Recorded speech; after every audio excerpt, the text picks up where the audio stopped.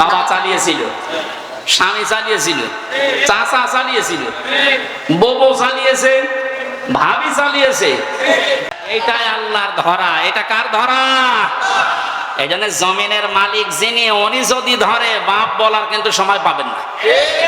আমরা এখন এই আয়াতটা আল্লাহকে বলছি, আল্লাহ তুমি আমাদেরকে দেখাও যে দলে দলে মানুষ ইসলামে প্রবেশ করছে, এটা যেন আমরা দেখতে পাই, চর্ম চোখে দেখতেছি, এটা যেন আরো বৃদ্ধি বাড়ে। জোরে বলেন আমিন। কারণ জমিনে বহু মানুষ এইতে 52-53 বছর চালিয়েছে, আমরা দেখলাম না? বাবা চালিয়েছিল, স্বামী চালিয়েছিল, চাচা চালিয়েছিল, বউ চালিয়েছে, ভাবি চালিয়েছে। এক কথা বলছে না? কিন্তু কোরআন দিয়ে চললে দেশটা কেমন দেখা যায়, এটা এখনো আমরা দেখি না। এখন আমরা সবাই একমত, দলমত আর নেই। কোরআন দিয়ে এই দেশ চললে কেমন দেখা যায়, ওইটা আমরা এই চোখে দেখতে চাই।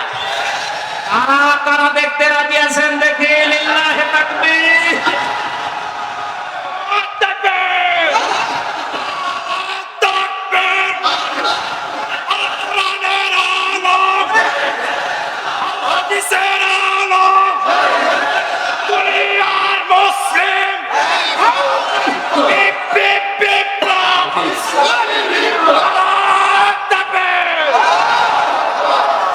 কোরআনের খাদেম আমরা যারা এখানে বসে আছি, আমাদের কোনো টেনশন নেই। কায়েম হলেও এদেশে ভালো, না হলেও আমার কোনো লস নেই। আমার বেতন আছে বিকাল 5টায়, তার নাম জান্নাত, ওটা আল্লাহ আমাকে দেবে।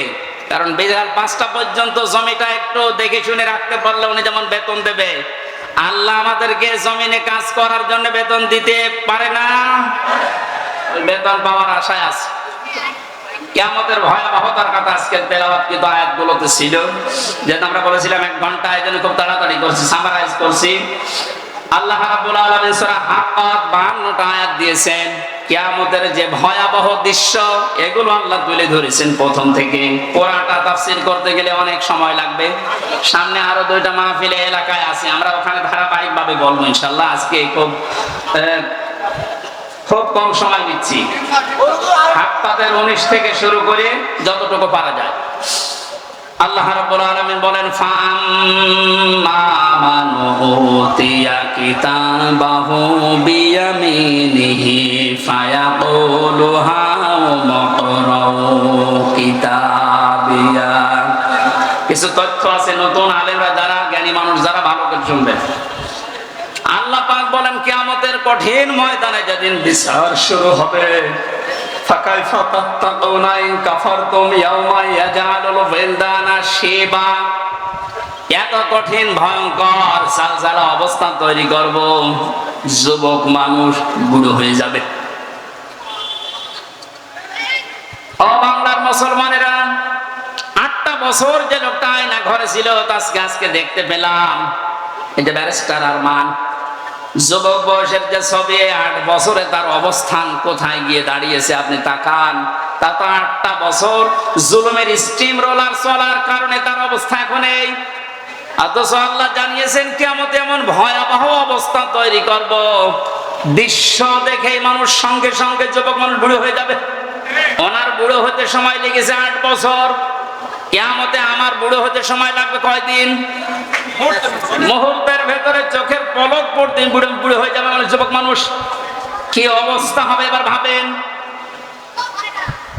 ইয়াউমা ইয়াফিরুল মারউ মিন আখি, প্রথমেই পালাবে মানুষ দেখলেই তার আপন ভাই থেকে। ওয়া উম্মিহি ওয়া আবি, তার মায়ের কাছ থেকে, বাবার কাছ থেকে। ওয়া ফাসিলাতিহি আল্লাতী তুবি, আল্লাহ পাক বলেন তার জ্ঞাতি গোষ্ঠী, তাকে যারা আশ্রয় দিত, এই মানুষগুলো পালাতে থাকবে। ও দুনিয়ার মানুষেরা, পৃথিবীতে আমরা বিপদে পড়লে, হামলা মামলার শিকার হলে আগে ভাই আগিয়ে আসে, বাবা আসে, বংশের লোক আসে, জ্ঞাতি গোষ্ঠী যে দল করি ওই দলের লোক আসে। আল্লাহ পয়েন্ট আকারে ওগুলো আগে দিয়েছেন যে এইগুলো আগে পালাবে। একটা বারের জন্য আপনার বিবেকে নাড়া দেয় না যে এইগুলো যদি পালায়।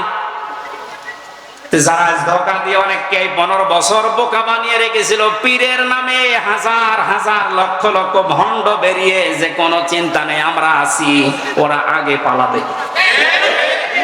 আমরা বিবেককে একটু রায় দেয় না যে মা যদি পালায়, বাবা যদি বলে না আমি বিয়ে করিনি, সন্তান পাবো কোথায়? আমার তো এই আয়াত পড়ার পর বিশ্বাস হয় লক্ষ কোটি পীরেরা বলবে আল্লাহ দুনিয়া আমি পীরই ছিলাম, মুরিদ পাবো কোথায়?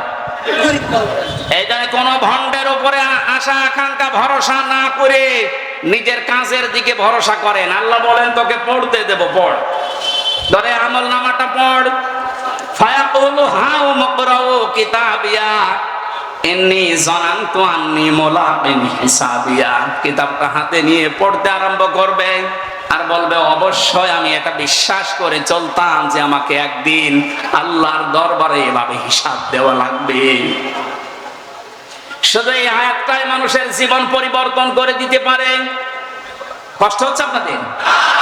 আয়াতটার তাফসিরে আমি তাবারিতে পড়েছি, খলিফাতুল মুসলিমিন হযরত ওমর রাদিয়াল্লাহু তাআলা আনহু তার সন্তানটাকে একবার ভর্তি করলেন মাদ্রাসায়। হোসাইন রাদিয়াল্লাহু তাআলা আনহু ওই সময় প্রধান বিচারপতি হযরত আলীর সন্তান, তিনিও মাদ্রাসায় পড়তে বলে কলম ফেলে দিচ্ছিলেন, বলে তুলে দাও তুলে দাও তুলে দাও। তিনবার তুলে দেওয়ার পরে প্রধান মন্ত্রীর ছেলে এজন্য একটু রাগ হয়ে গেছে, ডাক দিয়ে বলে কলম ফেলে দিতে বলো, বারবার আমারে তুলতে বলো, আমি খাদেম তোমার চাকর।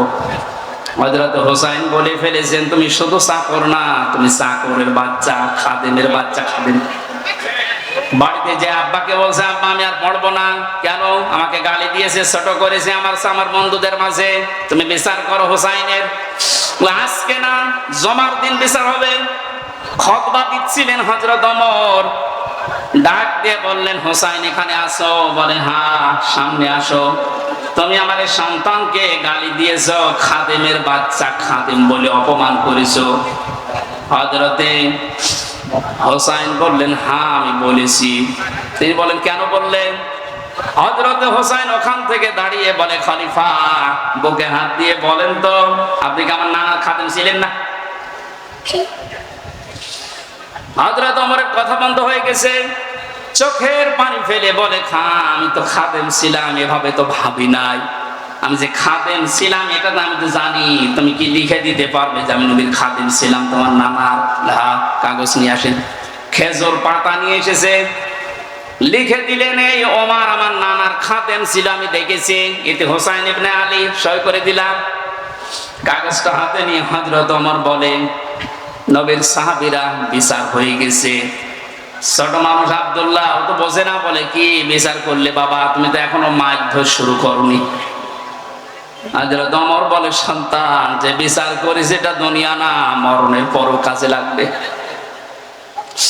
আমি ইন্নী যানানতু আন্নী মুলাকিন হিসাবিয়া, আমি বিশ্বাস করে দুনিয়ায় চলি যে আমাকে হিসাবের মুখোমুখি হওয়া লাগবে। আমি আমার 26 বছর বয়সে মুসলমান হয়েছি, বাকি এই কয় বছর ইবাদত বন্দেগী চাই করলাম, হিসাব দিতে পারবো কিনা জানি না। মারা যাওয়ার পরে কাগজটা আমার কাফনের ভেতরে দিয়ে দিও। আল্লাহ যখন আমাকে তার সামনে তুলে ডাক দিয়ে বলবে হিসাব দাও, জীবনে কিছুই যদি কবুল না হয় এই কাগজটা আল্লাহকে দেখিয়ে বলবো রব্বুল আলামিন তুমি আমার জীবনের কিছু যদি পছন্দ না করো, তোমার ভালো না লাগে, কাগজটার দিকে তাকাও, তোমার নবীর নাতি লিখে দিয়েছে আমি নবীর খাদেম ছিলাম, এই ওসিলায় হলেও তুমি আমারে মাফ করে দাও। জবাব দেওয়া, হিসাব দেওয়া কিয়ামতের ময়দান, এটা তাদের কোন পর্যায়ে ছিল? তারা কি বিশ্বাস করতো হিসাবিয়া? আর আমরা কোথায় আছি?